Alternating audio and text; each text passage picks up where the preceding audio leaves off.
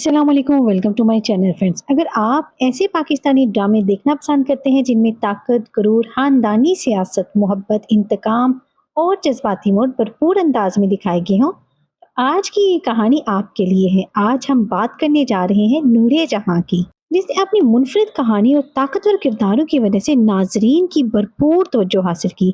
یہ صرف ایک خاندان کی کہانی نہیں بلکہ ایک ایسی عورت کی کہانی ہے جو اپنے گھر پر اس طرح حکومت کرتی ہے جیسے وہ کسی سلطنت کی ملکہ ہو، لیکن ہر سلطنت کا ایک دن زوال آتا ہے، اور نور جہاں کی سلطنت کو ہلانے والی کوئی دشمن فوج نہیں تھی بلکہ وہ لوگ تھے جنہیں وہ اپنی طاقت سمجھتی تھی۔ کہانی کا آغاز ہوتا ہے نور جہاں سے۔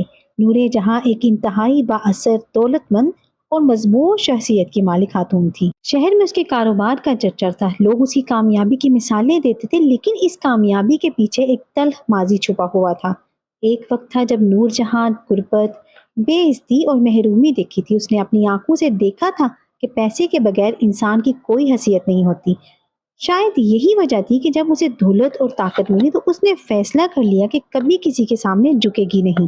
وقت کے ساتھ وہ نہ صرف ایک کامیاب کاروباری شخصیت بنی بلکہ اپنے پورے خاندان کا محور بھی بن گئی۔ اس کے شوہر موجود تو تھے مگر گھر کے اصل فیصلے نور جہاں ہی کرتی تھی۔ اس کے 3 بیٹے تھے، سب سے بڑا بیٹا حنان شاہ، دوسرا سفیر شاہ اور سب سے چھوٹا بیٹا مراد شاہ۔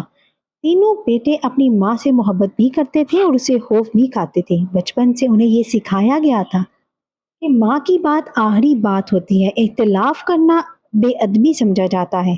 حنان شاہ سب سے بڑا اور سب سے زیادہ فرما بردار بیٹا تھا۔ وہ ایک کامیاب بزنس مین تھا، کاروبار میں اپنی ماں کا سب سے بڑا سہارا سمجھا جاتا تھا۔ اس کی شادی صبا سے ہوئی تھی۔ صبا نرم مزاج، صبر کرنے والی اور خاندان کو جوڑ کر رکھنے والی عورت تھی۔ صبا اکثر محسوس کرتی تھی کہ اس کے گھر میں بہو کی حیثیت بیٹی جیسی نہیں بلکہ ایک ملازمہ جیسی ہے، مگر وہ خاموش رہتی کیونکہ وہ اپنے شوہر اور گھر کا سکون خراب نہیں کرنا چاہتی تھی۔ دوسری طرف سفیر شاہ تھا۔ سفیر حنان کے مقابلے میں زیادہ جذباتی اور نرم دل تھا۔ اس کی شادی سنبل سے ہوئی تھی۔ سنبل ایک درمیانے طبقے کے گھر سے آئی تھی۔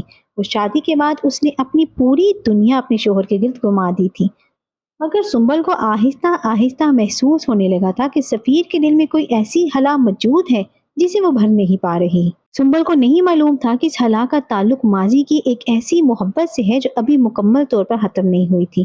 اور پھر آتا ہے مراد شاہ، گھر کا سب سے چھوٹا بیٹا، نور جہاں کی آنکھوں کا تارا۔ مراد اپنی ماں کے سب سے زیادہ قریب تھا۔ نور جہاں کو یقین تھا کہ اگر کبھی پورا خاندان اس کے خلاف بھی کھڑا ہو جائے تو مراد ہمیشہ اس کا ساتھ دے گا، مگر تقدیر خاموشی سے ایک ایسا کھیل تیار کر رہی تھی جو اس یقین کو ٹکڑے ٹکڑے کرنے والا تھا۔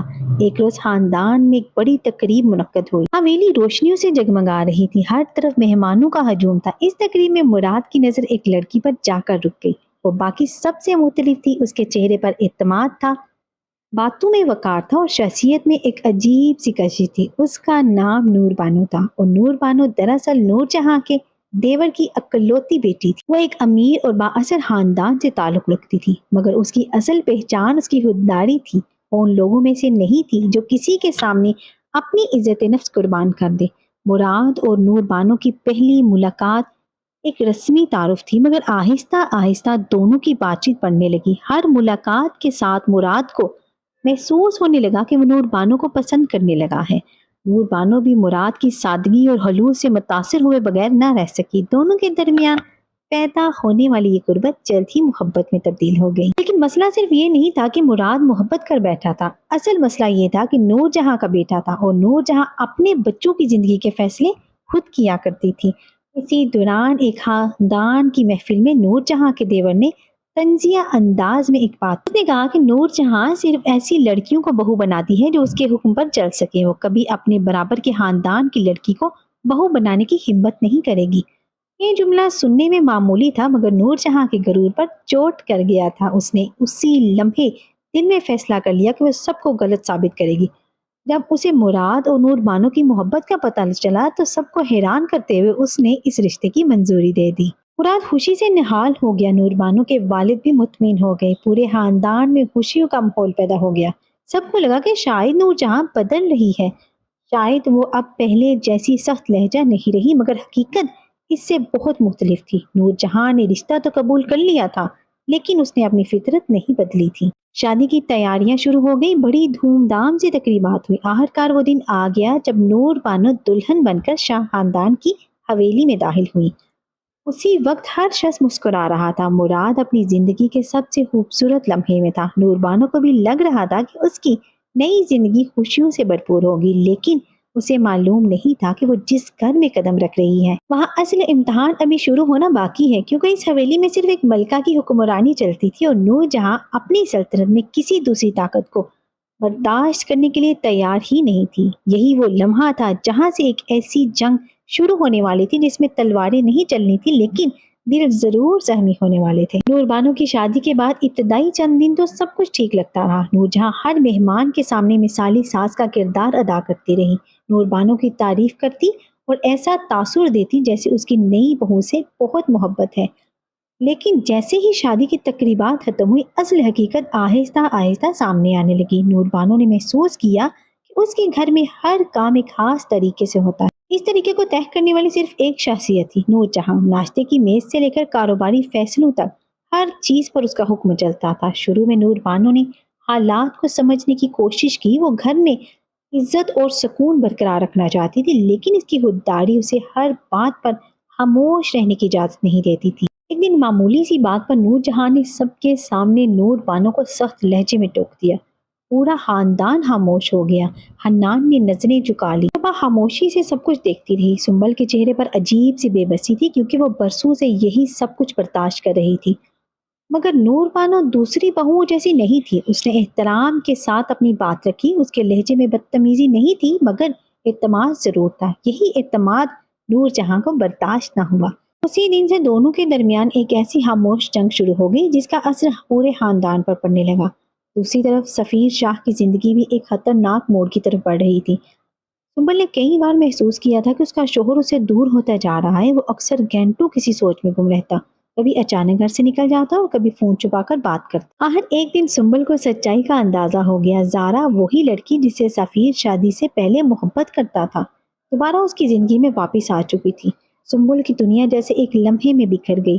جس شخص کو وہ اپنی پوری کائنات سمجھتی تھی، اس کے دل میں کسی اور کے لیے جگہ موجود تھی۔ سفیر بھی اندر سے ٹوٹ رہا تھا۔ ایک طرف اس کی بیوی تھی جس نے ہر مشکل وقت میں اس کا ساتھ دیا تھا، اور دوسری طرف اس کی ادھوری محبت کے راز زیادہ دیر چھپا نہ رہ سکا۔ جب نور جہاں کو اس معاملے کا پتہ چلا تو وہ شدید غصے میں آ گئی۔ اس کے لیے محبت سے زیادہ خاندان کی عزت اہم تھی۔ گھر میں شدید جھگڑے شروع ہو گئے۔ سنبل کی آنکھوں سے آنسو رکنے کا نام ہی نہیں لے رہے تھے، جبکہ سفیر پہلی بار اپنی ماں کے سامنے کھل کر کھڑا ہو گیا۔ یہ وہی سفیر تھا جو ہمیشہ خاموش رہتا تھا، مگر اب حالات بدل رہے تھے۔ اسی دوران ایک اور ایسا واقعہ پیش آیا جس نے نور جہاں کی مضبوط سلطنت کی بنیادیں ہلانا شروع کر دی۔ صبح ماں بننے والی تھی۔ پورا خاندان نے مہمان کے انتظار میں تھا، مگر نور جہاں کے دل میں صرف ایک خواہش تھی۔ وہ چاہتی تھی کہ خاندان کا وارث پیدا ہو، اور ہر کسی کے سامنے یہی بات کرتی کہ اسے پوتا چاہیے۔ جب بچے کی پیدائش کا دن آیا تو سب بے چینی سے انتظار کر رہے تھے۔ کچھ دیر بعد ڈاکٹر باہر آئے، مسکراتے مبارکباد دی۔ صبا نے ایک خوبصورت بیٹی کو جنم دیا تھا۔ حنان کی آنکھوں میں خوشی کے آنسو آ گئے، مگر نور جہاں کے چہرے پر خاموشی کے آثار نہ تھے۔ اس کے الفاظ نے سب کو حیران کر دیا۔ اس نے نمولد بچے کے بارے میں ایسے جملے کہے جنہوں نے حنان کا دل زخمی کر دیا۔ یہ پہلی بار تھا کہ حنان شاہ نے اپنی ماں کے سامنے کھڑے ہو کر مخالفت کی۔ اس نے صاف الفاظ میں کہا کہ بیٹی رحمت ہوتی ہے، شرمندگی نہیں۔ اگر میری اولاد بیٹی ہے تو مجھے اس پر فخر ہے۔ کمرے میں خاموشی چھا گئی۔ نور جہاں شاید پہلی بار اپنے سب سے فرما بردار بیٹے کو اپنے سامنے کھڑا دیکھ رہی تھی۔ اس لمحے کے بعد ماں اور بیٹے کے رشتے میں وہ دراڑ پڑ گئی جو دوبارہ کبھی پوری طرح نہ بڑھ سکی۔ ادھر نور بانو بھی خاموش بیٹھنے والوں میں سے نہیں تھی۔ وقت گزرنے کے ساتھ ساتھ نور جہاں کی سختیاں بڑھنے لگی۔ وہ ہر معاملے میں نور بانو کو نیچا دکھانے کی کوشش کرتی۔ مراد دونوں کے درمیان پھنستا جا رہا تھا۔ ایک طرف اس کی ماں تھی جس نے اسے پالا تھا، دوسری طرف اس کی بیوی تھی جس سے وہ سچی محبت کرتا تھا۔ نور بانو بار بار مراد سے کہتی وہ حق اور غلط میں فرق کرے، مگر مراد ہر بات حالات کو ٹالنے کی کوشش کرتا۔ بالآخر وہ دن آ گیا جب ایک شدید تنازع نے سب کچھ بدل دیا۔ نور بانو کے والد اپنی بیٹی کی حمایت کے لیے شاہ خاندان کے گھر آئے۔ انہوں نے عزت کے ساتھ اپنی بات رکھنے کی کوشش کی، مگر معاملہ بگڑ گیا۔ तल्ख जुमलों का तबादला हुआ। गुस्सा बढ़ता गया। नूर बानो बेबसी से ये सब देखती रही। ये झगड़ा उसके वालिद के लिए शदीद ज़हनी सदमे का बाइस बना। कुछ ही अरसे बाद उनकी तबीयत खराब हुई और वो दुनिया से रुखसत हो गए। नूर बानो की जिंदगी के सबसे बड़ा सहारा छिन गया। उस दिन उसे महसूस हुआ कि अब उसके पास खोने के लिए कुछ भी बाकी नहीं बचा।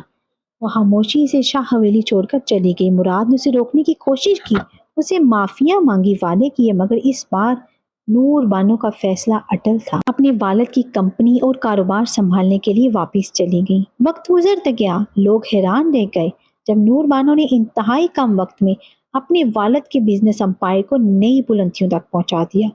जो लोग सिर्फ इसकी बहू समझते थे, अब उसे कामयाब लीडर के तौर पर देखने लगे। दूसरी तरफ नूरजहां की सल्तनत आहिस्ता आहिस्ता बिखरने लगी। खान अपनी बीवी और बेटी के साथ फासले इख्तियार करने लगा। सफीर अपनी जिंदगी के फैसले खुद करने लगा। सुंबुल ने भी खामोश रहने के बजाय अपनी इज्जत नफ्स के लिए खड़ा होना सीख लिया। मुराद अपनी माँ और अपनी मोहब्बत के दरमियान सब कुछ खो बैठा और नूरजहां वो पहली बार तन्हाई महसूस करने लगी। जिस औरत ने पूरी जिंदगी दूसरों को कंट्रोल करने की कोशिश की थी, वो ये भूल गई थी कि रिश्ते ताकत से नहीं जीते जाते। जब उसे अपनी गलतियों का एहसास हुआ तो वो बहुत कुछ उसके हाथ से निकल चुका था।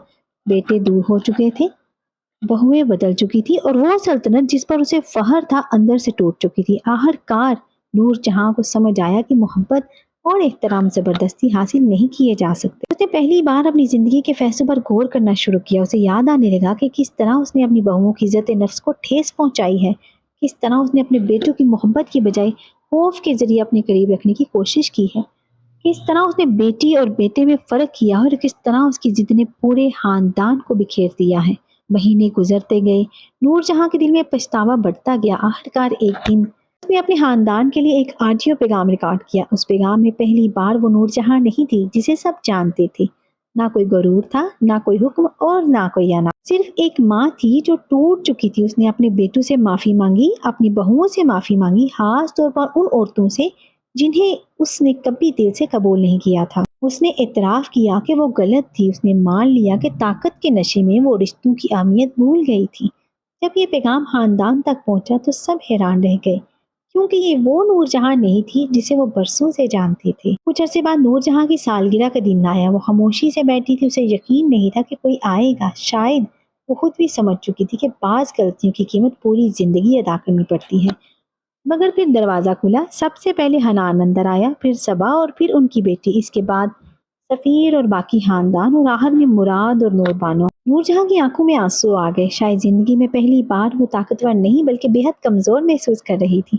नूर बानो चंद लम्हों तक उसे देखती रही। ये वही औरत थी जिसने उसकी जिंदगी में बेशुमार मुश्किलात पैदा की थी, मगर ये वही औरत भी थी जो आज अपनी गलतियों के सामने झुक चुकी थी। नूरबानो ने नफरत के बजाय माफी का रास्ता चुना, क्योंकि बाज औक़ात माफ करना इंतकाम लेने से ज्यादा मुश्किल होता है। आहिस्ता आहिस्ता पूरा खानदान एक जगह जमा हो गया। जख्म मुकम्मल तौर पर खत्म तो नहीं हुए थे, मगर उन पर मरहम जरूर लग चुका था। नूरजहां ने अपनी पोती को गोद में लिया, वही पोती जिसकी पैदाइश पर वो खुश नहीं हुई थी।